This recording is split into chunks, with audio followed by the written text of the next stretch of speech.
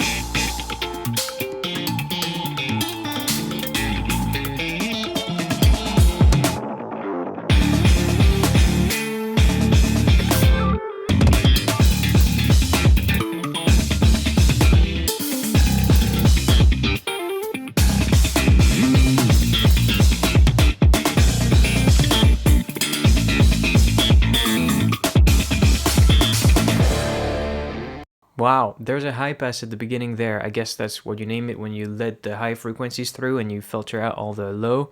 Tell me if it's the opposite, I never remember.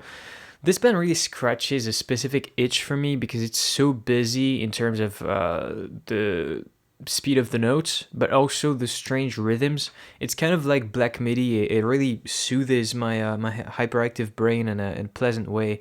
The tone of the guitar is very interesting because it's not just that it's a lot of high end. It's also this electroacoustic sound that some people really don't like. Reminds me of the Fender electroacoustic that was designed to be able to be kind of acoustic and kind of electric, but it doesn't, in my opinion, do any of those things super well. It's still a super cool piece of gear because you can do both things, and it's one of those things. It was probably conceived to do both, right? But now people take it and use it in completely different ways to just have this weird, really weird sound that is amplified by the filter that is on this guitar tone here, almost like a modulation pedal, really changing up the tone all the time. Like Polyphia's tone is like always kind of weird, always has a lot of personality, and now that personality is being copied by a lot of guitar players online. But now on this song, like since it kind of moves around like that, it's even more hitting. I really like it. One thing about Polyphia is the drums don't sound super organic. I don't know if it's like samples used in the studio or if it's quantized or if it's electroacoustic kit. Either way, I haven't compared it to live performances all that well, but I just know that it's like so sweet and perfect on the album. It has to be touched up a little bit.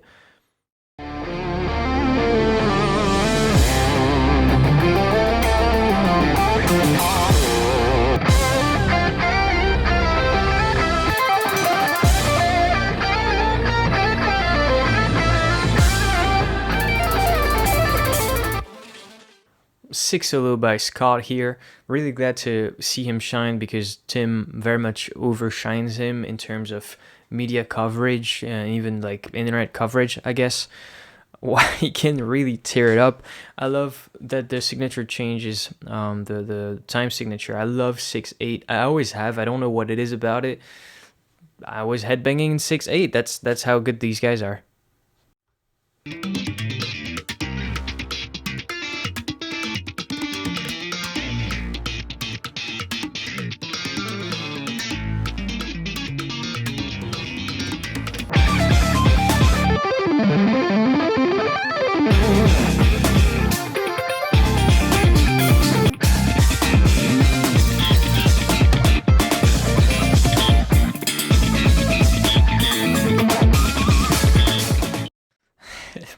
This kind of music makes me lose my mind. It's so great. It's so great. I love how deep this 5-string bass sounds, and I love how somehow Tim makes it so much heavier. Even though he's playing like not super down the fretboard, and he couldn't go that high, that low, sorry, anyway, because he's not down tuned, I don't think. There's just something about the 5-string bass putting the chords he's playing into context. The tone itself is very heavy, and so it clashes marvelously against the solo here.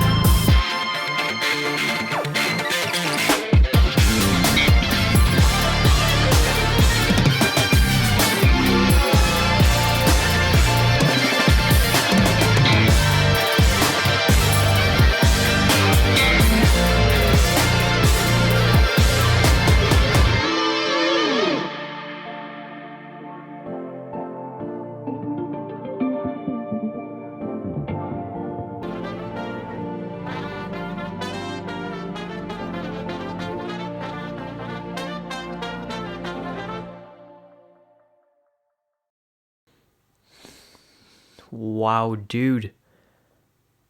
Just, yeah. Oh, wow. Oh, that kills me. It's so stupid how music can be this much, you know? How music can be this expressive is just absurd. It leaves me speechless sometimes. I can't even read my notes. It's just so strange.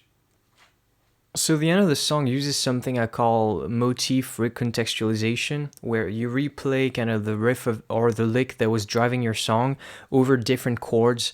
And I was just thinking about it earlier, listening to Coldplay's Paradise, because the first verse of that song is really typical, very known chord progression. But then the second one changes it up entirely with the strings rearranging the same melody that Chris Martin sings is just awesome.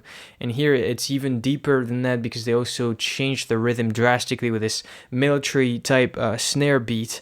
I love how the square wave synthesizers can interact with the rest of the music, like brass interact with funk, except it's quieter in the mix because there's a lot going on. And it's not too much because everyone is on the same wavelength, so it doesn't sound like stupid chaos, it just sounds like very expressive music. One thing about the bass, I love how in Polyphia, the bass is not just an artifact to make the heaviness of the song increase and stuff like that.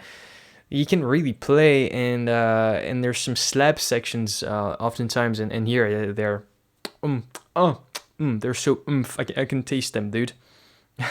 I like how this is just a performance video, basically, right? Like this is a guitar player's band, I guess, a guitar player's band. You know what I mean? Like these are super virtuosos. Steve Vai, he's an inspiration to my guitar inspirations. I mean, he's like the father of the guy you look up to. You know what I mean? And so they filmed that. They don't have an abstract narrative for a music video. Oftentimes they, or maybe all the time, I don't know, they just film themselves playing the actual parts, and I think that's really awesome because they're bringing back, I guess, instrumental music as a almost mainstream cool thing. You know, this video has 1.5 million views in 2 days. that's I on top of my head I can't think of many instrumental bands that pull this kind of views, you know. It's just like I feel like I've been thrown into a washing machine after listening to this stuff, and sometimes that's just how I want to feel when I listen to music. A word about Steve. Steve, what can I say about you, Steve? Isn't it so cool how he uses those delay to kind of harmonize with himself in a really fricked up way? I don't want to swear. Come on, this is YouTube, guys. I want to make some money, you know. There's longer versions of those videos, by the way, on Young Composer Reacts. That's my channel. Look it up. Nah, that's great. And I mean, I guess Steve Vai, the thing about him is he's had a thing for like 40 years where he's just an amazing guitar player, and that's his thing, and that's his shtick, and he could have lived off of that happily ever after for the rest of his life. And instead of that, he's like building amps where he can switch around the heads and have a completely different sound, and playing with two guitars at the same time, and changing up his sound in this way. Cool thing too is Steve Vai has got a completely different style, and he's much more famous and established than Polyphia are, even though they're killing it. But he doesn't seem like he's stepping over anyone's toes.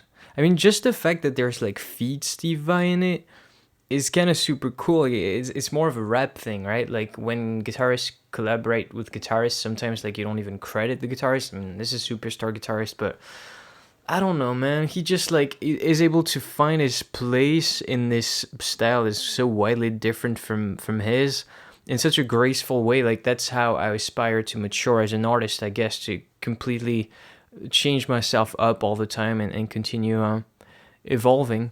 I think it must be an honor for Polyphia to work with Steve Vai, obviously, but I think it's probably a cool thrill for Steve Vai to do this, because listen to this last section here. It's almost like dubsteppy, you know. It'd be a challenge to do something.